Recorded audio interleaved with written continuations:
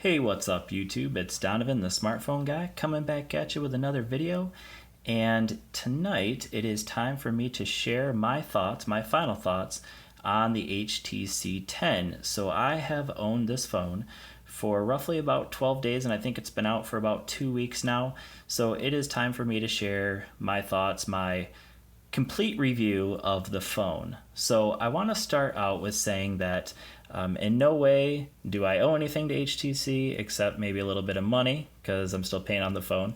But I did pay full price for it at, well, $600 because they were doing a little special where you get $100 off during the pre-sale. But so I did pay $600. So I just want you guys to know that, they didn't give me this phone. This is just my thoughts on a phone that I purchased for full price. So I want you to know whether this is worth your purchase at that price.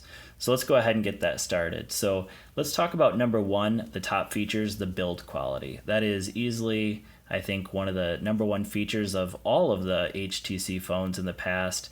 And I think that started with the 1M7, then the 8, the 9, and now finally the 10. And the build quality, again, is top of the line. The all-metal unibody is beautiful. This time they have those chamfered edges, the nice thick chamfered edges to kind of accent that unibody. And then of course we have the antenna bands. And this one is a little bit different because it has antenna band at the top as well, or at least I believe that's what that is. So that is something that I have not seen on any of the previous HTC phones, but this one does have that. So a little bit different, but still nice looking phone for sure. And probably the best looking HTC phone up to this point, though it looks very similar to the other ones. Number two, the second feature that I want to mention, and I'm going to have to take it off my dock here, is the front-facing speakers. So not quite front-facing. I got to correct it. The dual speakers. So we have one speaker up here, and we have the speaker at the bottom. Now, again, HTC has been known for their excellent speakers. They're the ones that started boom sound. They're the only ones that have boom sound. And in terms of this phone, are these the best speakers you can get on a phone? I would say no, they are not. Are they very good speakers, and are they better than most phones? Yes, that is definitely true. They get loud, comparative to other phones, and the quality of the sound is good. But is it the best speakers you can get on a phone? I would say no. I think the Moto X, if you had the Moto X 2015, I think that definitely has some of the best front-facing speakers you can get. Believe it or not, the Alcatel One Touch Idol 3, which was a budget phone, had some awesome speakers on the front. The Nexus 6P, again, is another phone that had really great front-facing speakers. And then, of course, the HTC One M8, M7, and even the M9. But this one is up there, but it doesn't compete with those ones. It's still very good speakers. I don't think anyone's really necessarily buying a phone for the speakers, but it's just something to keep in mind. They are good, not the best. The third thing I want to mention, and this is definitely for me one of the number one selling points of this phone, is the operating system that's on this. So this is running, of course, HTC Sense on top of Android 6.0.1. And one of the things that you'll notice if you've looked at this phone is that it looks very, very similar to stock. Like, I'm actually filming this with a Nexus 6P, which is why the video kind of shakes a little bit. The Nexus 6P doesn't have the greatest video. But the stock look, this looks almost identical to the stock. They add the calculator, they add the flashlight in there, but other than that, and that extreme saver, but other than that, it looks basically like stock Android. And if I go into the settings menu, again, you'll see it looks pretty much like stock. So everything about this is very similar to what you get on stock Android. So it looks a lot like a Nexus phone in that regard. So that is definitely something that I think is a selling point, especially if you're someone who really likes stock Android. Personally, I fall into that category. And one of the things I'll mention about that is that if you were disappointed with the Nexus 5X, I had that phone. I was all excited about it. I thought, oh, perfect size. The Nexus 6 was way too big for me. The Nexus 6P was still a little bit bigger than I like. and I thought, oh, the Nexus 5X, perfect size, everything about it's great. Well, I got it and it was laggy and had some issues. This, I think, could be the answer to those of you who maybe were a little disappointed by the Nexus 5X. I think that it's so close to stock Android that it's definitely worth taking a look if that's something that you like. Now, obviously, the new Nexus phones will be coming out soon, so that's something to be thinking about if you want to purchase a new phone. But if you're looking for one that has a very close to stock feel and look to it, I think this could be a good option for you. And so with that, the fourth thing that I think, number 4, is how snappy the phone is. So I've used the Samsung Galaxy S7, I've used the S7 Edge, I've had the LG G5. All those phones suffered from a little bit of lag, and I will mention that I had the AT&T variants of all of those. This one is unlocked, so one of the things that could be a cause of maybe the slight lag I had in those phones was all of the added stuff that AT&T put on the phone. But this one being unlocked has very, very little bloatware. Of course, I have a bunch of my apps on it now, but even with all those apps running, I have had very, very little lag, if any, with this phone. So again, I think the fact that it's close to stock is part of the reason for that. So very snappy phone with that 820 Snapdragon processor. So some of the other features to mention about the phone, the battery life. So this one does have the largest battery out of all the HTC phones. This one has a 3,000 milliamp hour battery. In terms of how long that battery lasts, if you are somebody who's tried out a lot of Android phones tend to not have great battery life. If you were to compare it to like the iPhone 6s Plus, probably the best battery life you get out of a phone. The Nexus 6P is probably the best I've ever had out of an Android phone. I think the HTC 10 is definitely not on the same par as the Nexus 6P, but it has good battery life. I'm typically getting around 3.5 hours of screen on time, which isn't great, but I use my phone heavily. I keep all of the antennas on. I always keep my location on. I always keep my Wi-Fi, my Bluetooth. Everything's always turned on. So 3.5 hours really isn't bad. And if you compare that to the S7, with the S7 and the S7 Edge, I was only getting closer to like 3 hours. So I was always having to charge those two phones. The LG G5, kind of the same. I'd say that kind of fell somewhere about the same as this one. So for me, those two phones had a little bit better battery life than the S7 and the S7 Edge, but just something to think about. So the battery life is good, but definitely not great. They claimed that you can get up to 2 hours. If you don't use your phone, you're going to get 2 days. If you don't use your phone, then maybe you might get 2 days, but personally, I like to use my phone, and so because of that, I never got even close to 2 days. I was charging it before I went to bed. So just something to think about. Battery life is good, not great.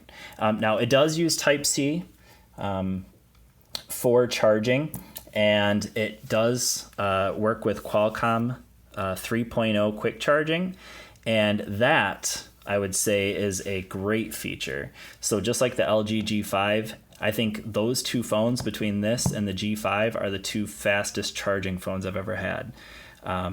Very, very quick charging. I can't give you quite the exact numbers, but I would say, after just having my phone on the charger for like half an hour, it would jump up, 50, 60, 70% sometimes.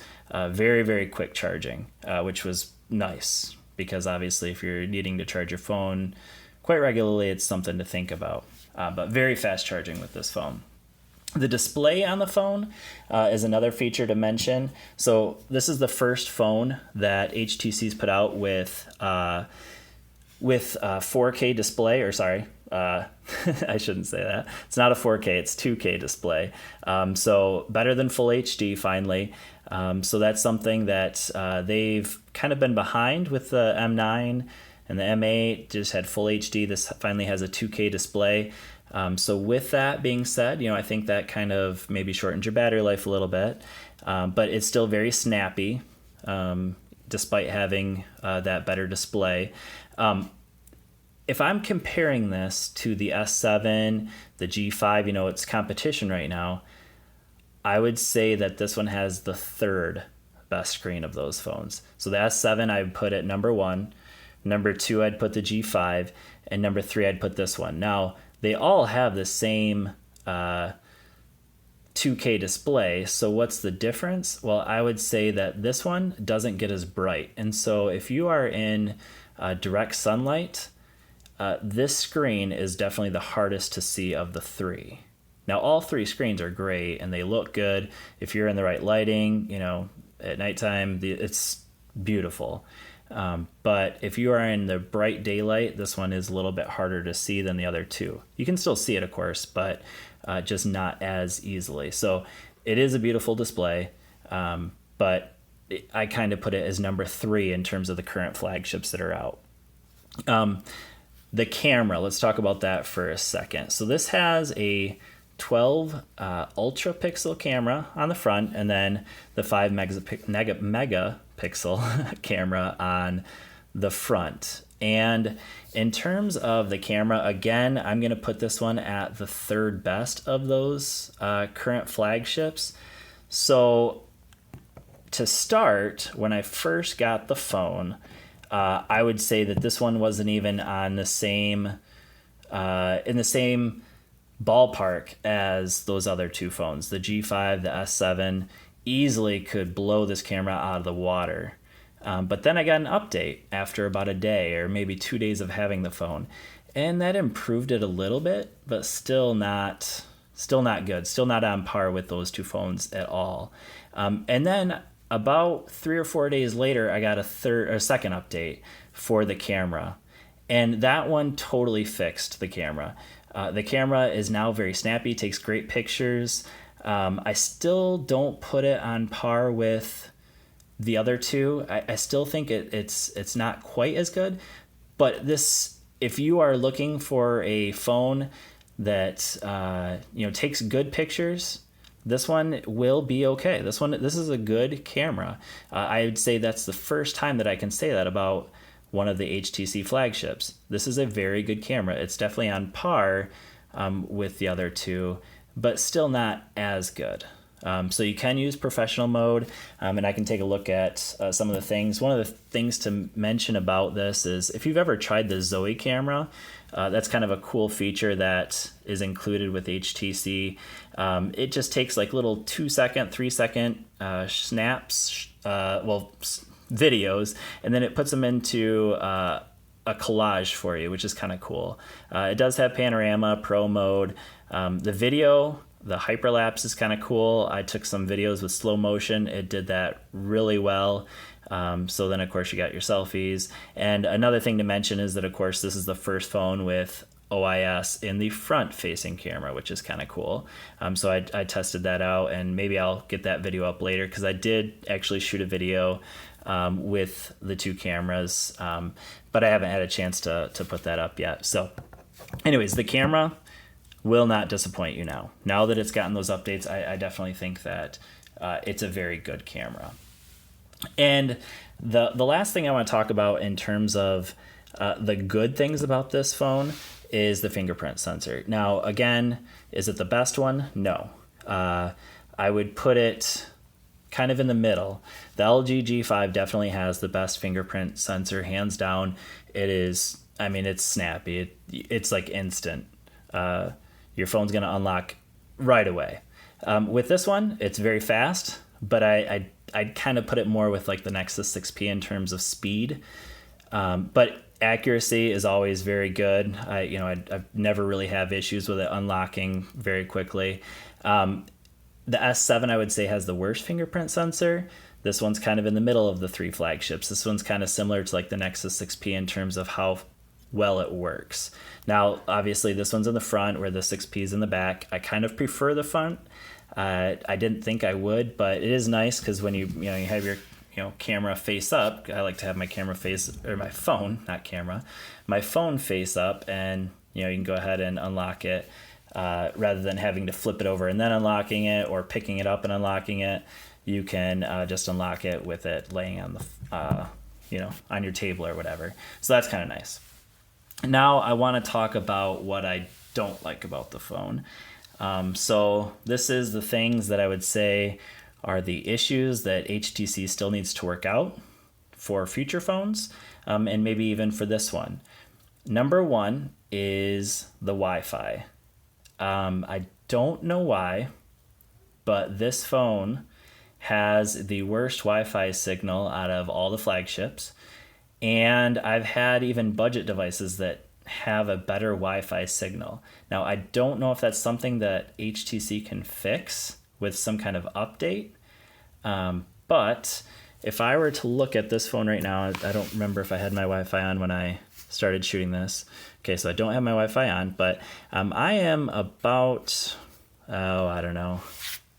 With most phones, I would get about 2 or 3 bars of Wi-Fi in the particular room that I'm in right now. And I just turned my Wi-Fi on, and right now it's not showing anything. So I don't know if maybe my Wi-Fi is down or something. But I will say that when it was working, I would get maybe like 1 bar of Wi-Fi in the room that I'm in right now. Where with this phone, with other phones, I usually get 2 or 3 bars. So for some reason, the Wi-Fi connection just isn't as strong with this phone, and I'm not exactly sure why. So that's something to keep in mind that, I don't know. It's weird. I don't know what HTC did or what they didn't do, but that is an issue for me.